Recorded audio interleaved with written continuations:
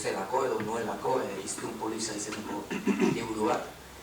Eta, Hiztun Poliza izeneko liburu hortan biltzen dira, nire kasuan, azken 21 urtetan euskaltasunaren gai hontan, euskararen komunitatearen gai hontan bildutako gogoetak. Eta horien barruko atal bat da kulturgintzaz, 18 kapitulu ditu liburuak, eta ez dakit zen bagarrena, uste eta 12. kapitulu da kulturgintzari buruzko gogoeta. Ez dut gaur hitzaldia pixkat liburuko kapitulu horretatik eramango dut. Baina uste dut aurretik esan behar dela, galdetu behar dela, ez da? Euskal komunitate moduan nola goaz,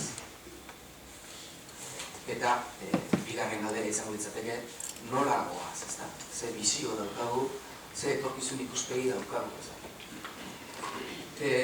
Nola goaz honi erantzutea delikatu da, konplexua delako erantzuna, oso konplexua delako erantzuna, ez da? Gure baitan eta gure oso gertuko jendean, ez da? Euskal komunitatearen muinean dauden idazle eta pentsalarien artean, gaur jendea esaten duena dikutan goaz, oso gaizki goaz, eta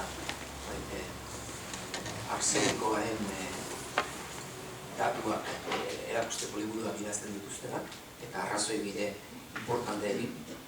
Eta badira baita ere esaten dutenak, inoiz baino beto badaude, eta nolabait modu grafiko batean esateko, Fermin Etxegoienek esango du, bere ustez gaur egun bakar batean, adibidez gaurko egunean, baritekela euskaraz hitz gehiago idaztea, 19. mende osoan baino. Beraz, nola goaz? Nola goaz horretan, irutze zait, oso argazki orokorra eginda, esan behar dela, txanponaren bi aldeak erakutsi behar dira. Txanponaren alde batek esaten du, oso gaixorik dagoen hiztun komunitate batean dudela. Eta gure hiztun komunitateak daukan gaitza, segurazko medikuntzaren eskalan jartzen hasiko bagina, minbizia dela, ez da? Ez dela gripe bat, edo ez dela marizela, edo minbizia dela. Kontua da, justu ganela, segurazko, azken gero esango dudan fase batean, minbiziaren kontra borrokatzen, neurri batean terapia berrexamar bat experimentatzen, eta nahiko arrakastatsua izaten ari den terapia erdipurdiko bat experimentatzen ari den hiztun komunitate bat da. Baina ez daukagula itzuli egiterik horri, hau da, oso gaixori dagoen hiztun komunitate batean gaudela, gaixotasuna serioa dela, gaixotasuna larria dela, eta segurazko askotasuna hamaraldietan ere beharko ditugula estrategia berriak, tresna berriak, aurrera. Bestetik ordea honik ez digu estalibea beste aldea. Beste aldea da, komunitate honek azken hamaraldietan egin duen ahalegin ikaragarria. Eta uste dut, berezik ikuspuntu unibertsal batetik, mundu ikuspuntu batetik begiratzen badugu, nola dauden hizkuntzak munduan, zerrak gertatzen ari den hizkuntzen munduan, eta nola begiratzen duten euskararen kasura, uste dut esan dezakegula, azken 50 urteetan, 50 urteko ziklo bat egin dugula, ikaragarrizko meritua duena. Eta meritu hori ez dagoela politikoki alde batean, edo bestean, edo herrigintzan, edo instituzioetan, edo mundu pertsonetan, baizik eta ikuspuntu politikotik alde askotako jendeak, instituzio publikoetako jendeak, herri erakundetako jendeak, eta bereziki 100.000 pertsonaren ahalegin intimoa izan dela 5-10 aldietako ibilbide edo erromesaldi erren hau izan. Eta nik uste autoestima horretan oinarritu behar dugula, eta bestetik estrategia pentsatzerakoan ere badugula nola begiratuan. 5-10 aldiko estrategietatik gatoz. Korpusa, garagatua, euskaldaren estandardizazio eta terminologia horretan. Korpusa, zuhaitzaren adar bat, hezkuntza, Zuhaitzaren bigarrena da. Hezkuntzan ikastolen sorreran guraso belaunaldiarrak izan zuen intuizioa izugarria da. Eta mundu mailatik begiratuta are izugarria da. Hezkuntzaren adarra, hedabideen adarra, laugarrena kulturgintzaren adarra, gaur horretaz jardungo dugu. Kulturgintzaren garrantziaz, 5-10 aldi hauetan herri honek egin duen erromesaldi horretan. Kulturgintzaren garrantzia handia izan da. Eta gero, datoz beste adar batzuk euskalduntzea alfabetatzea, aiziren euskalduntzea, lanaren euskalduntzea, eta horta. Konplexua da, historia guztia kontatzea, baina atzera begiratuta hori ikusten dugu. Zuhaitz bat, bere estrategia eta bere forma izan duena 50 urte hau. Eta jakina, familia transmisioa eta beste emara. Eta nun gaude. Nun gaude horretan, lehen esan duen moduan, batzuk gehiago azpimarratuko dute, falta dena, egin ez dena, zenbat urte alperrik aldu ditugu gauza batzutan, eta egia da. Gauza batzutan gure arteko gorroketan, eta beste 1000 txori buruan izan direlarik urte batzuk galdu ditugu. Gauza asko zobetu egin genitzake, hori egia denon aldetik. Baina batzuk azpimarratuko dute falta dena, beste batzuk egin dena, baita ere segun politikoki non kokatzen den, eta zer nahi du justifikatu, batzuk justifikatu nahi dute gehiak egin dutena, alderdi batzuk izan dira instituzioen apustu egin dutena, eta gauzak aurre alkatzen saiatu direnak, eta hori interesatzen zaie egin dena azpimarratzea. Instituzioen kontra izan direnak, direnei interesatzen zaie gehiago falta dena azpimarratzea, eta esatea orain gu bat ozenean instituzioetara orduan bai egingo ditugula gauzak, eta uste dut ez dugula, batzuk behintzat ez dugula sartu behar dinamika politiko demagogiko horietan, ezta? Uste dut euskalgintzak behar dituela alderdi politikoak eta behar duela diskusio hori, baina bereziki behar duela horien gainetik egongo den begiratu autonomo edo bere gain bat, ezta? Bakoitzaren justifikazio politiko alderdiko horietatik harago begiratuko duen. Eta nik uste harago begiratuta ikusten dugula ikaragarrizko meritua izan duen ibilbide bat. Eta aldi berean, oraindik ere, desafio itzela daukagula begi aurrean. Grafikoki izango dugu, hor badago ez da arazo bat, eta gatozela utopiekin eta amets handiekin, amets lodiekin arazo strukturala izan duen belaunaldi batetik. Belaunaldi batetik, askotan amesten jakin ez duen belaunaldi batetik, edo amesten jakitearekin arazoa izan duen belaunaldi. Irautza sozializatu hori behartzen, begira non gauden, Euskal Herri Euskalduna lortu behar genuen 2 hamarraditan, begira non gauden, eta ez da izan ba negoziazio, beste izan ba pila bat lortuko ziren, eta denak bidean gelditu dira, eta pixkanaka bagatoz, pixka bat gehiago politikan ikastera nola nahaztu behar diren desideratuma, edo desio duguna, eta realitateak hankak lurrean jartzen dizkigunean zer egin behar den, zer den estrategia bat, ez? Realitatetik desioetara oso txikiak ematen du jatea, ez da. Uste dut, belaunaldi berriak hori ikasi behar duela, eta gaudela oso planteamendu konplexu batzuen aurrean. Eta nolabait grafikoki esateko, behar bada batzuk uste nuela, uste zutela, berehala zetorrela Aizkorriko tontorra, garbi zegoen aldapa oso zail bat, igotzen jardun dugula, 50 urte horrela, pentsatzen genuen Aizkorriko tontorra berehala zetorrela, eta konturatu gara Urbiara iritsi behar da. Eta Urbiare asko da, arantzazetik Urbiara, igoera dago, eta herri honek meritu handiko igoera egin du. Baina Urbian gaude, eta Aizkorriko arkaitza, ikusten dugu, Urbia beste edo gehiago daukagula aurrean egiteko. Eta egoera horretan, sarrera bukatzeko esango duke, gaudela bizio mailako arazoei. Bizioa, torkizun ikuspegia, oso importantea da. Estrategia normalean izaten delako bizioaren alaba. Estrategia guztiz egiten dute, estrategia izaten da bizioaren alaba. Bizioak markatu behar du zer nahi dugu, non ikusten dugu gure burua hogeita urtera. Zer nahi dugu, eta bestetik zer nahi dugu nahaztu behar da, zer gertatuko dela uste dugunarekin, zer nahi dugu bakarrik izaten baldin badugu, hori da urteetan egin duguna kartza, ez da? Nahi dugunarekin bakarrik funtzionatu, eta realitatea aztu. Zer nahi dugu, eta zer gertatuko dela uste dugu, eta bi horiek nahaztuta egin behar da bizioa, ez da? Nun egongo gara menditu hori gortan. Bizio hori, normaletan, traktore horrek tiratzen du jendearen ilusio, horrek tiratzen du jendearen gaitasunetatik, ez da?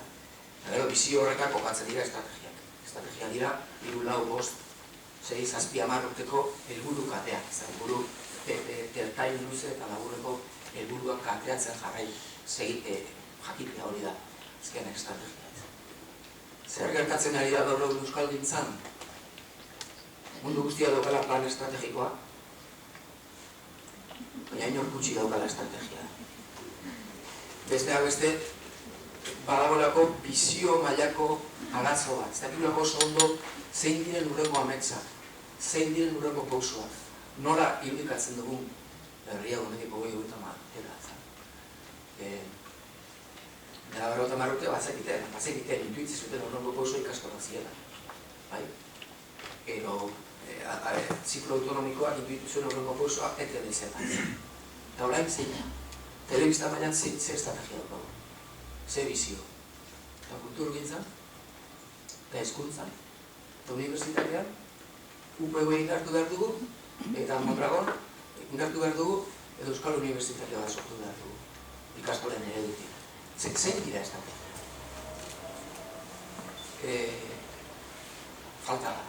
Falta da bizioa, eta falta dira arlokako estrategia. Nik euskalgintzako erakundeak ikusten ditut, horako lausoaldi batean, ez du esan nahi gaizki doazenik. Bakoitza ari da bere erakundeari aurrera tiraka, plan estrategikoak egiten, baina falta zaigu, ez da? Bizioa da hori. Eta baditugu tresnak egiteko, nik badut konfiantza egin dugu da, ez da? Eta, horretarako, ari ere jendea pentsatzen, eta ari gara ez, idea batzuk partekatzen. Pixkat kontestu horretan kokatu nahiko nuke gaurko gogoeta da kulturgintza. Pentsa ditzakegu denon artean eragile gizarte erakunde, gizarte ekimeneko eragile hon, eta eragile publiko hon artean pentsa ditzakegu estrategia batzuk, euskal kulturgintza hobetosiago bideratzeko, hortik joango litzategia. Manituen gozatzuk ezakeko, baina denbora gehiagik izaukagunez, gozatzuk pasata, izango nuke, kulturgintza gaur egun zenarrektu egingo dut, ez mugatu egingo dut, bakio kultura dela, nik hemen kulturgintza deituko diot gauza zehatzago bat. Zenean, janomami batentzat, botella hau gure kultura da. Eta mikrofono hau ere bai, eta jaten dudana, eta paret hau, janomami batentzat egunkariko herrialde guztiak dira gure kultura. Politika, ekonomia, kirolak, dena da gure kultura. Guk berriz, hori horrela izanik ere, kulturgintza dituko diogu gaur hemen, arlo askoz zehatzago bati. Nolabait esan da, sentsazio estetikorako eta gogoetarako, ospakuntzarako, beraria, sortutako produktuen ekoizpen eta edatzeari. Gure letrei, literaturari, musikagintzari, kantagintzari, mezogintzari, arte plastikoari, arte eszenikoei, bideogintzari, ospakuntzari, multzu horri, ez da? Egunkarietako horriek kultura deitzen duten horri, nahiz da kultura askoz gauza zabalagoa izan, ez? Horretaz jardungo dut, eta bereziki horren baita, euskararen unibertsotik, euskararen komunitatetik sortzen dugun kulturgintza horri buruz, ez da? Zergatik da importantea? Kulturgintza hau, euskal kulturgintza. Besteak beste, hau delako, betetzen duelako, gurea bezalako egoeran dagoen hiztun komunitate batean, betetzen duelako oso funtzio berezi bat. Eta da, hiztun komunitatearen, ametsaren gasolina simbolikoa ekoizten duela. Gasolina erregai simboliko hau da, garenaren amets hori elikatzen laguntzen duelako gure literaturak, gure musikadurak, gure bersogintzak, gure artestenikoak, gure arte plastikoak. Badu funtzio bat, herrialde guztietan egiten duela. Herrialde guztietan kulturgintza honek elikatzen du jendearen imaginarioa, jendearen ametsa, gizartearen kritika gogo eta bat. Eta gurea bezalako egoeran are importanteagoa. Ez hau badakigu, 50 urteko ziklo hau bizi izan dugun gehienok, ez duk amairu bezalako jendea, edo bertsogintzak, edo rock radikalak, elikatu duela jende baten euskaldun izateko gogoa, euskaldun izateko autokontzientzia, euskaldun bezala bizitzearen plazerra, hau da, euskeraz bizita ere, genuena literatura ona, genuena gure musika hintzea, egun gintezkela harro eta gustora gure gogo eta gure estetikan sorkuntza honek ez da. Funtzio hori ere betetzen du, gure kasuan, eta, ditu, hainbat, adibide jarraitzako, ni txiki-txikitatik gogoratzen dut kantatzen genuela, ez gara zaldunak, ez dugu zaldirik, ez gara abelatsak, ez dugu abelerik, euskara dugu guk gara euskaldunak, ez da, Arestiren letra, eta hori ja txikitan ari zen gure imaginarioa konfiguratzen, ez da. Eta horrela, bide osoan jarraitu dugu kulturgintza horretatik elikatzen, eta horrek elikatu du gure hiztun autua, adien kontzeptu hori, hiztun autua, euskal hiztun izateko aukera pertsonala. Horrek elikatu du gure komunitate irudikapena, eta horrek irudikatu gutako askoren lanerako erabakira, ez da. Oso garrantzitsua hiztun autua, ez da. Egin ditzakegu diskurso politiko potoloak, baina egiten dugula ere datozen belaunaldiek hiztun autua egin beharko dute euskaldun kontziente eta koherente izateko. Beste aukerak eskura izateko, eta beste aukerak oso indartsuak eta baliagarriak direlako. Nik ez diot esango nire semeei ze zapin egiten ari denean zekate ikusi behar dute. Hori beren erabakia dagoeneko, eta beren erabakia izango da bizitza osoan. Eta erderaz dituzte euskaraz baino askoz kate hobeak, eta ingelesaz dituzte internetetan honai askoz ere input hobeak. Eta uholde horretan bizi dira eta biziko dira. Hori garbi dago, egiten duguna ere. Beraz, neurri handi batean nire seme euskaldun izateko aukera hori, hiztun autua ere izango da. Ez hori bakarrik, gauza komplexu askoz gehiago daude, baina hiztun autu hori gure hiztun kondizioaren bihotzean txertatu daukagu. Eta galdera da, hiztun autu hori gaur eta hemen nun erreproduzitzen da.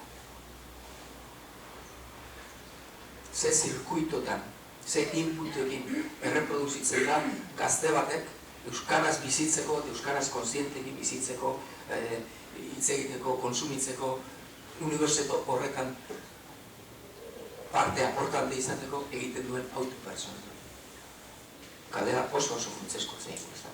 Eta kulturgintza bada galdera honen erantzunaren zati bat.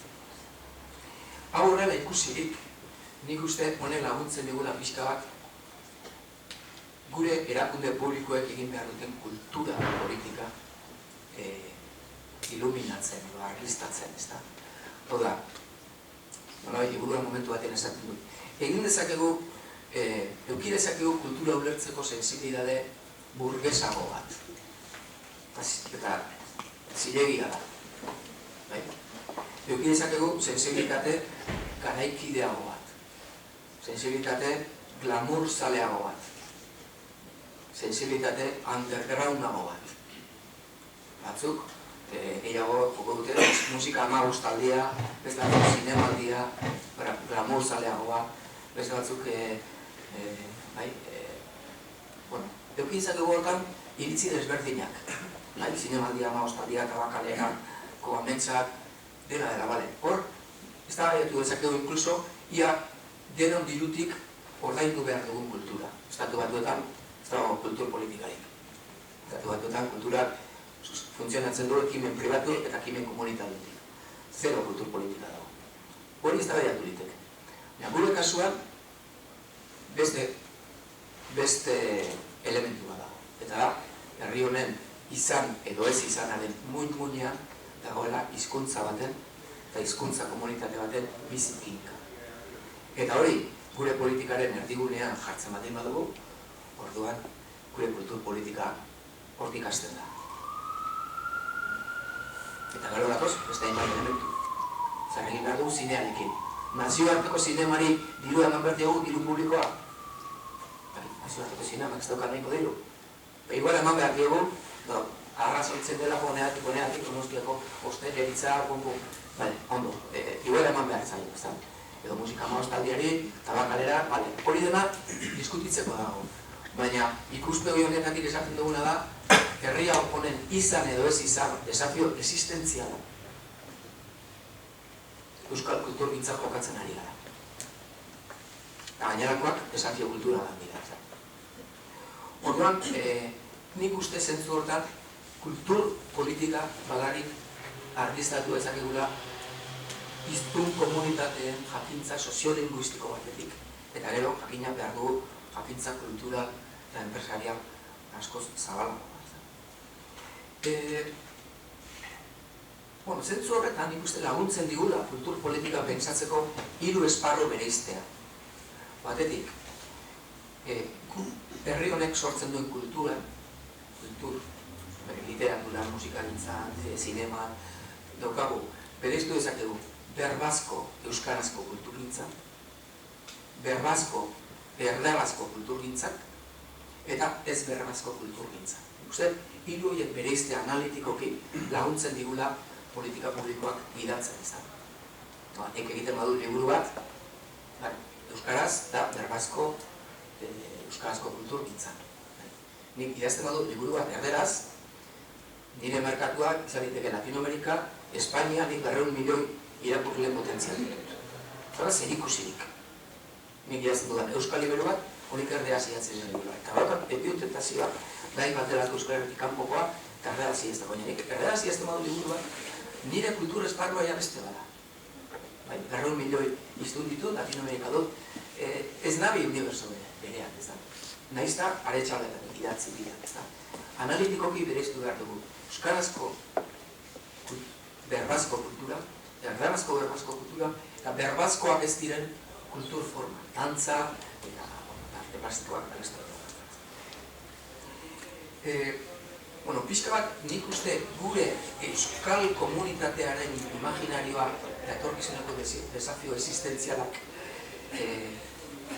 edikatzen dituen kulturgintza muineko hori, nukleo hori, dagoela berbazko euskal kulturgintzan, literatura, sonintzan, antalintzan, gure zinema, gure produzio audiovisualean, eta baita ere ez berbazko elementu batzutan, dantzan eta barra honitezke elementu interesgarriak. Zein da honen argazki errabota? Euskal kulturgintza hau oso elementu sensiblea da, oso eskala txikikoa da, garrantzi handikoa da hizkuntzaren geroarentzat, eta ezaugarri bereziak ditu erdarazko kulturgintzak ez dituenak. Dimentsio askotan ahula, konsumitzaile masa kritiko oso txikia ez, nahiko txikia, sorkuntzarako nerbio eta genio bereziak dituena, ez ditu betetzen parametro guztiak erdarazkoarekin konpartuta, eta beste parametro batzutan erdarazkoa baino hobeto dabil. Eta merkatu baldintzamendu propioak dituena, ez da. Eta hau, elementu hau, ze koiuntura, ze nun dago momentu honetan amarraldi hauetan. Bere koiuntura datoz bi desafio batetik. Euskal kulturgintza hau dago gizarte aldaketek dakarzkioten desafioen aurrean eta teknologia aldaketek dakarzkioten desafioen aurrean. Gizarte aldaketak ze zentzutan? Gaur egongo kontsumitzailea, gaur egongo aktorea, gaur egongo gaztea, eta belaunaldiak desberdinak datoz, beste kontsumitzeko era bada, askoz zapineroa bada, lehen baino atxikimendu lausoagoa du gauzekiko, oroar, eta besteak beste euskararekiko atxikimendua badu, baino beste gauz askoren tartean, gizarte jarrerak aldatzen dabiltzen. soziologoek esaten duten moduan, gizarte likidoa goragoaz, eta gure solidotasun batzuk urtzen ari dira, jarrenetan eta bar. Eta hori neurri batean joan daiteke, gure kontra edo kezkatzeko motiboa, baina bestetik hori da daukaguna, eta hor asmatu behar dugu igarri egiten, ez da? Eta bestetik, teknologia aldaketak ere badakigu, ekarri dituztela, aldaketak, disko gintzala, gaur egun diskoek ez dut irudik ematen, interneta dago, pirateoa dago, beste plaza asko zabalago batean kokatzen da gure kulturgintza, ez da? Nik uste egoera honetan, bi gauza kombinatu behar ditugula, ez? Batetik, behar dugu globalitatetik datozen tendentzia orokorrak ezagutzea, ze tendentzia teknologiko datozen eta ze tendentzia sozial datozen ere bai. Baina hor ez dugu behatu behar, batzuk hor geratzen dira. Hau da, mundutik datorrena hemen ere gertatuko automatikoki eta hori da gure geroa. Eta ez da egia. Zer nik uste gure etorkizuna irudikatzeko beste adar bat ere ikusi behar dugu eta garrantzi handia eman behar dugu. Eta da, gure komunitatearen, gure gizartearen eta bereziki gure euskal komunitatearen nervio sozial berezia ere nun den ikusi behar dugu. Zer esan dezakegu. Eske, estatu batuetan bezala, jendea gero eta gehiago biziko da etxean, etxetik konsumitzen, kalea gustutzen, taberna gero eta gehiago gustutzen, ez dago kale bizitzari, talde bizitza gero eta txikiagoa, bakoitza bere etxea, bakoitza bere familia, interneten, anomia sozial, nolabait desmobilizazio sozial gero eta handiagoa, eta beraz, zentratu ditzagun gure estrategia guztiak, etxean, interneten, hor euskara, euskal kultura ematen, ez da. Eta esaten duzu, kontuz. Interesgarria da, tendentzia horiek, nondi duatzen jakitea, baina hori ez da gure errealitate bakarra. Ze hemen kuadrilla daude, hemen taberna beteta daude, hemen gure soziadean daude, hemen beste gauza bat ere badago, beste dinamika bat oso bizirik dago, eta gainera, eta hau da, importantena, beste dinamika horietan ari da erreproduzitzen euskaldun izateko kontua. Dinamika, komila artean, anormal edo dinamika gizarte kapitala deitzen diogun dinamika aberats horretan dago, momentu horretan, euskararen zuzia bizitik. Orduan, gure estrategia joan beharko dute batetik, globalitatetik datozen tendentzia sakonki ezagutzera, baina baita ere gure herriak dituzten dinamika sozial aberats horiek sakonki ezagutzea. Biak behar ditugu sakonki ezagutu. Horregatik zaten honek, betaurreko bifokalan behar ditugula soziologia egiterakoa. Urrun ikusteko lenteak, baina gertukoa ere ikusteko lenteak. Gertuko dinamikak ere ikusteko lenteak. Zentzu horretan, bigarren hori lotuta, gertukoari begira, klabe bat ikusten dugu. Eta da, gure kasuan, euskal kulturgintzaren kasuan, determinantea dela, funtsezkoa dela, gertuko gizarte tejido, gertuko gizarte euna. Herrietako kultur taldeak, kultur elkarteak, gizarte sare batzuk, kuadrillak, abez batzak, bertso eskola, musika eskolak, gertuan daukagun gizarte kapital txiki baina aberats hori, gure kasuan kulturgintzari eusteko determinantea. Hau da, grafikoki esateko, kendu hori eta euskal kultura pikutara da. Zu esan, jarraituko jendean nogolak idazten, baina hori ez da erreproduzitzen indartzu. Gure indarra beste horretan dago, gizarte kapital txiki horretan dago. Beste ere ukatu da. Zer gatik, bestearen esan dut, gure kondizio soziolinguistikoa oso berezia da, gu nolabait iztun anormala gara. Ze zentzutan, nik euskaraz bizitzeko konstienteki eta koherenteki oraindik egin behar dut autu pertsonal bat. Alegin txiki bat, nik hau, hona etorren eitzenean, 5 lekutan galdetu behar izan dut, kostazia eta hubilatzea. Nintzegoen ere eta jende zein ez dut, eta horre bien ez bueltaka. Eta hor ikustu nire iztuen kondizioa, gelditzen nintzen eta honi euskaraz galdutuko zio, euskaraz galdutu erdea zertzen. Aurre atxeago, erdeaz ikusi ditut bi agure, eta zen dut honek, aile erdeaz egin dien. Igual ez dien egin behar. Gero gazte batzu ikusi dut euskara, zau da, tengabe zabiltza, ze praktika egingo dut, ez hori zaila gertatzen da egin behar. Ez aleman bati, ez frantzes bati, ez da ere erdeldun bati Irunen. Ez da ere erdeldun bati Aretxe honen.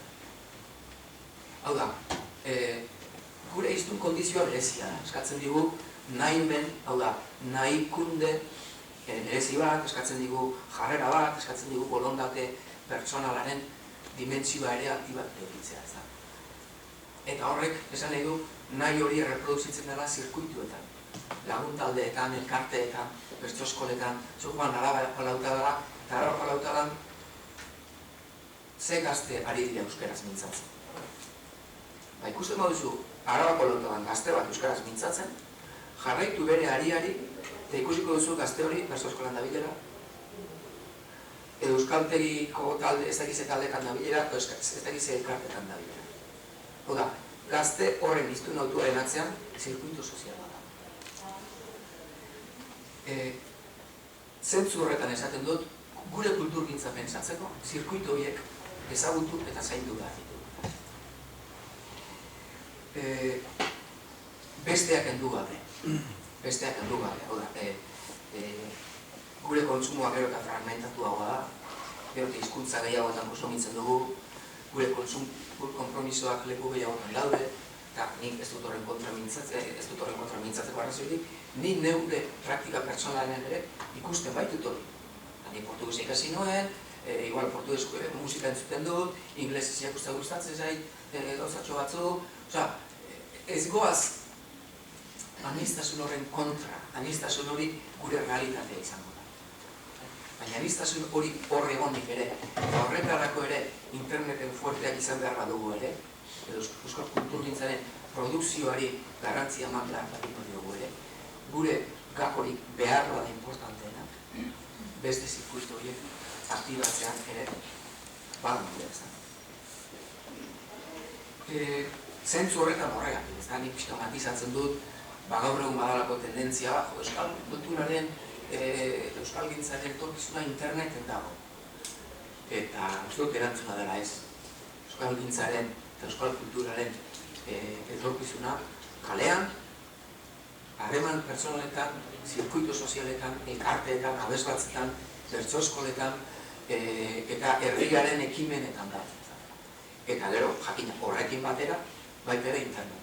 Eta interneten zenbateranteko sorkuntza jatzko gai garen. Eliteko sorkuntzatik hasi eta sorkuntzari popularen eraino. Luxotoriak usteko da dioz bertsoa.com. Bertsoa.com, bertsogintzaren munduko webguneak datu oso onak ditu, ez da gizan dut zerreta.com, ez zerreta.com. Ba, bueno, denera uste dut milioi bat sarrera izan dituela bere historia, uste dut munduko herrialde desberdinetik sartzen direla, hemen gazte asko sartzen dira oso, input desente dituen web horri bada. Baina zergatik dago bertsoa bizirik internet.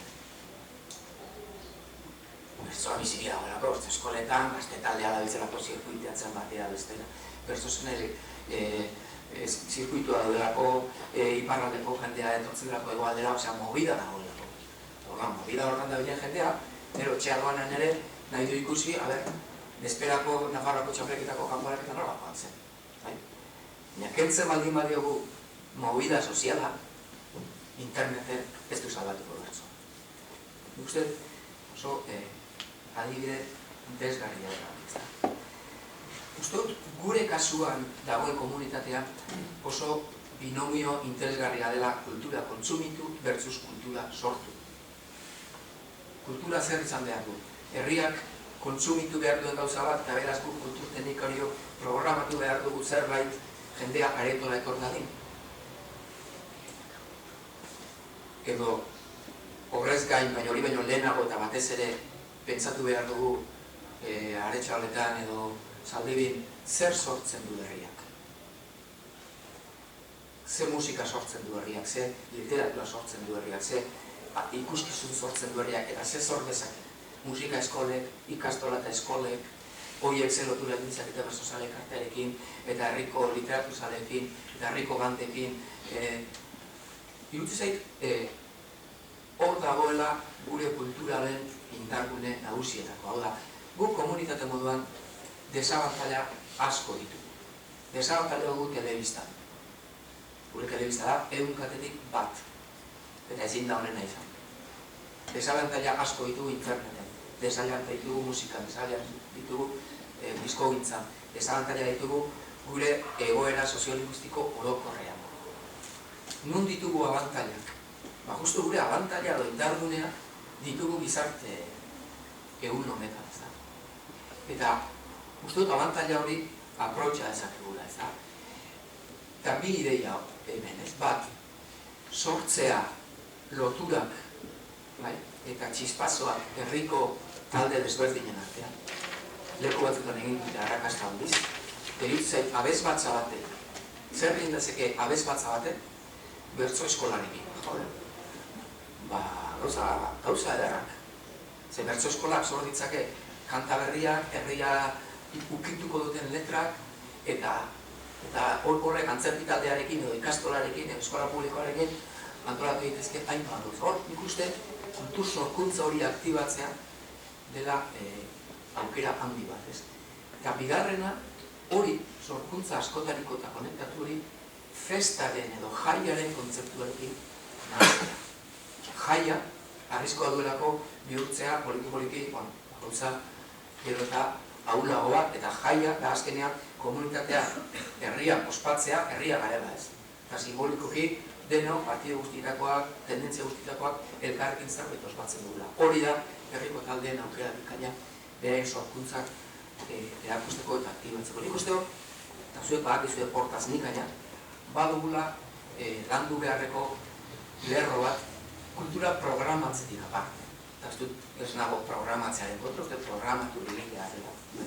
Baina gure alegin nagusiak uste dut edo bakarrak ezin ditugula programazioetan jarri, oda zer jarriko jendeak kontsumitu dezan, kantaldi hori kontsumitu dezan emanaldi hori. Ez da nik uste kombina ditzakegula bira. Eta gaina tendentziak ere hor daude, ikusten da gure herrietan. Ekartzen duzu erdi mailan dagoen artista kantari bat, eta askotan hogei lagun. Biltzen ditu, ez da. Egiten duzu egitaldi bat herriko aurrekin, eta zinean ez dago ikuli. Jendeak bere gertukoekin aktibatzen dela, jo, ez da, erduan. Bueno, behar gara aprobetxatzeko hildo bat izanik. Beste ideia bat, azkarzemak joan da, ekosistemen ideia, ez da.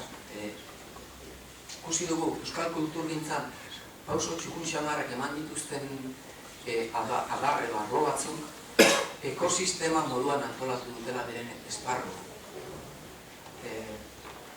Hau da, ekosistema horretan sortzaileak sustatzea, hartzaileak integratzea, zaletasuna sortzeko pausoak ematea, transmisioa antolatzea sortzaile berriak sortzeko, merkatu parametroak doitzea, eragile pribatu eta publikoen elkarrizketa lantzea, sorkuntzaren kalitatea hobetzea, hori dena egin behar da. Eta hori da zure ekosistema antolatzea. Nolabaitik adibide bezala eta harrokeriari gabe, esperientzia bat izan da, baina uste interesgarria dela, baina ez da kopiatzeko ere, uste dut bertsogintza munduak hori egin duela ez. Azken 25 urteko estrategia bat jarri zen martxan, eta estrategia horretan pixkat hori zen ez. Guazen gure ekosistema antolatzea, ez gure hezkuntza, gure transmisioa, gure bertso eskola, gure telebista irratia dogon politika, sortzaile berriak sortu, afizio berria sortzeko bidea jarri, eragile publikoekin hitzarmenak egin, dokumentazio zentro bat antolatu, hau da, pixka bat, gure sistema txiki horretako eragile guztiak bildu eta artikulatu. Uste dugu, hori nolai poliki egin ditekela baita beste arlo batzutan, eta bakoitzak bere baldintzamenduak ditu, ez da bertso laritzari konbiatu beharrik, baina bai hor pausoak eman ditzakegu kantagintza, musikagintza, literaturan eta barrakan ez da.